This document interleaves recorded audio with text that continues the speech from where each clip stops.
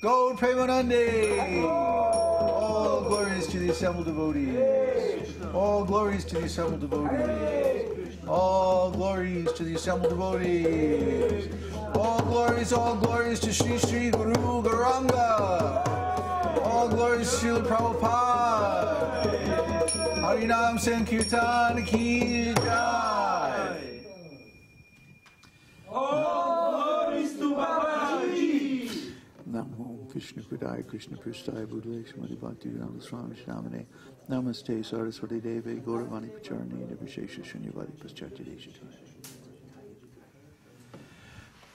Hare Krishna, Hare Krishna, Krishna Krishna, Hare Hare Ram, Ram Ram, Hare Hare. So kirtan should be sweet. Huh? Can I see the LCD? Kirtan should be sweet. Sometimes when we go to a temple, we see everybody's jumping up and down, smashing the kartals, and pounding on the drum. You can hardly hear the holy name. It's just all this like, what are they doing? They're all looking at each other. They're not looking at deities, or they're not looking at Krishna within. What are they doing? Showing off. Showing off, yeah. Kanai got it right. They're trying to impress each other. I can jump higher than you. No, I can play kartals louder than you. It's not unusual to see breaking kartals, breaking the strings, breaking the drums. Srila Prabhupada commented, after getting, he had to go through this incredible trip with his godbrothers. His godbrothers and Narayan Maharaj got to send him mridangas and kartals for kirtan. Took months, you know, and there was all this like political stuff around it. Why are you preaching in America? And blah, blah, blah, blah, you know. So finally they sent the drums after months and months of hassles, right? And they arrived in New York, and immediately within 2 weeks all the drums were broken.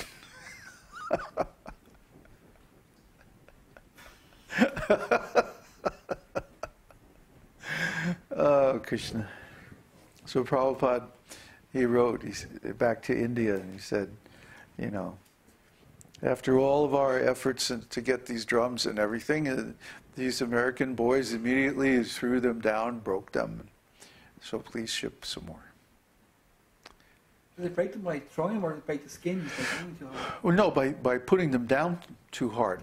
You see, they're just made of clay. The traditional kahol from Bengal is just made with a thin clay shell. It's reinforced by some strings and fibers and stuff like that, but still, I mean, it's not very strong, you know. It's clay, and then it's baked in the oven, and you know. So, yeah, it's sort of like a tandoori oven with some leather heads on the top. So it's not very strong. It's just red clay. The ones we had, this one is fiberglass, I think, right? Yeah, they had to make these special for the Western devotees out of fiberglass. They don't sound as good, but they're, you know, at least you can't break them so easy. But kirtan should be sweet. The holy name should be sweet. And where's the sweetness in banging and crashing and where's that what spoils it is that competitive mood. The competitive mood is completely material. It's completely false ego. That, oh, I can do better than you. I can chant louder than you. I can jump higher than you. I can collect more money than you. I can make more disciples than you. You know, my competitive spirit, I have, you know, everybody has. But my competitive spirit is, I can make more intelligent disciples than you. None of you could ever preach to my disciples. They're too intelligent. So they're afraid of this nectar of devotion. That's why they don't preach on nectar of devotion. Because if their disciples come to know the nectar of devotion, then they're finished. They can't put anything over on them anymore. They become too intelligent, too well versed in the bhakti methods and philosophy. Nectar of devotion is very, very deep, very powerful. See? Now, a real guru, fully qualified guru, should be on the topmost platform of ecstatic love and should demonstrate the symptoms of that love. But if they're not, then you see, they don't want anybody to know what those symptoms are. They don't want anybody to know what the real taste of Krishna's pure devotional service is. So they keep the nectar of devotion kind of, hidden in the back. Maybe they bring it out, among a few of their close disciples. The ones that they got enough on that, anyway. We want everybody to know the complete science of Bhakti Yoga. That's why we're doing Nectar of Devotion. That's why we're doing.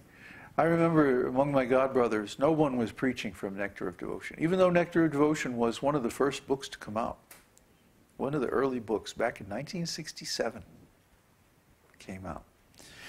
By 1972, it had gone into, 3 or 4 printings. But nobody ever preached from it. They preached from Bhagavad-gītā. Sometimes they would preach from Śrīmad-Bhāgavatam or Caitanya-caritāmṛta a little bit. Very rarely. But never from Nectar of Devotion. Only Vishnu Jan Swami. He was the only one that preached from Nectar of Devotion. And he also exemplified Nectar of Devotion very nicely. You see? So, of course, something happened to him. So we somehow survived those years and started our own preaching mission. And our preaching mission is based on the premise that the next generation of disciples is going to have to know this science completely, from one end to the other,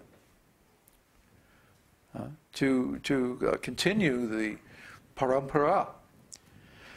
See, what is the use if Srila Prabhupada is a fully realized soul, and then in the next generation there are no realized souls, and then who's going to continue the parampara?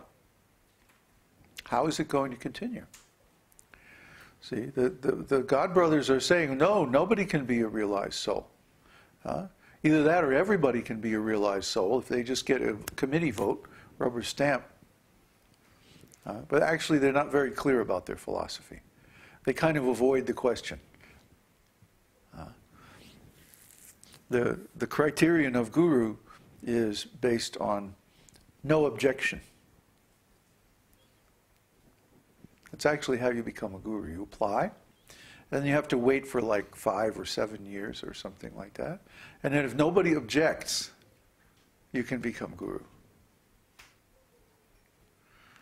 So this is not a very robust platform for being guru.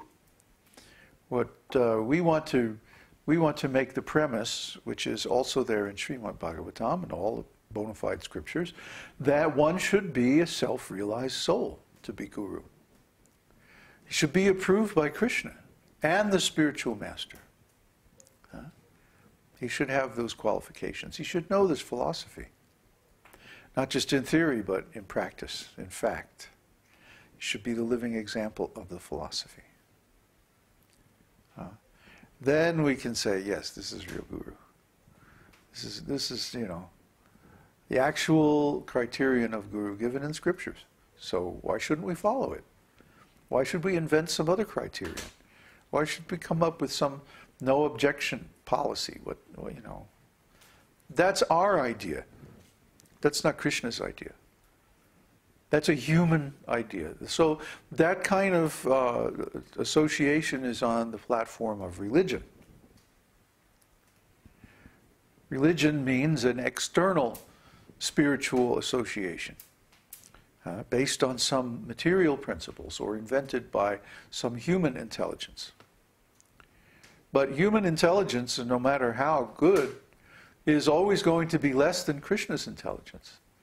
And Krishna has given the criterion in Bhagavad-gītā 4:11. He says, just approach a self-realized soul, offer service and inquiries. The realized soul can give you the truth because he has seen the truth. So those who have seen the truth, then they can become guru. They can accept service. They can accept inquiries from sincere disciples and give real answers based on their personal experience. They don't have to make anything up, and they don't have to memorize anything. I know a lot of devotees